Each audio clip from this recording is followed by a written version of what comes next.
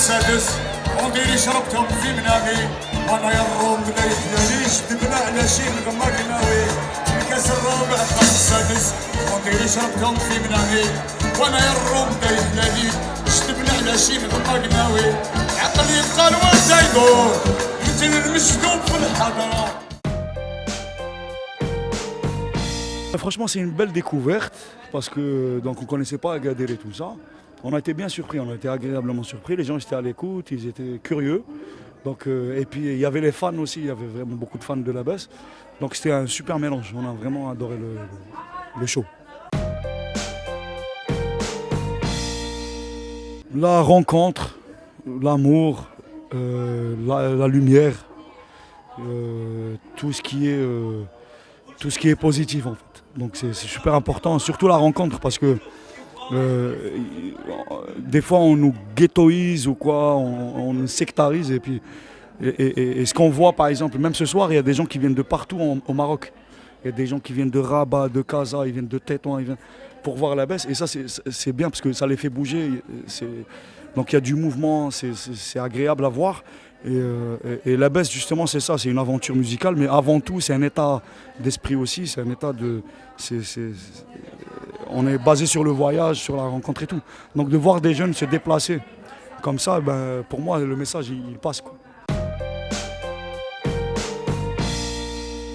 En fait, c'est de plus en plus d'actualité parce que vu tout ce qui se passe dans le monde, voilà, ça veut dire que là, à l'époque, quand on criait et on parlait de notre histoire, et ben, les gens ils faisaient pas attention parce que c'était là-bas que ça se passait. Mais maintenant, de plus en plus, c'est important parce que ça se passe partout. Maintenant, il n'y a plus de forme, il n'y a plus de pays, il y a plus, tu vois, c'est vraiment partout. Là, ça atteint l'Europe, ça atteint l'Amérique du Nord, ça atteint un peu partout, quoi. Donc c'est un phénomène universel. Donc oui, c'est de plus en plus important de chanter des trucs comme ça et de dire aux gens qu'il faut continuer à se rencontrer et à être curieux à rencontrer l'autre parce que des fois c'est l'ignorance.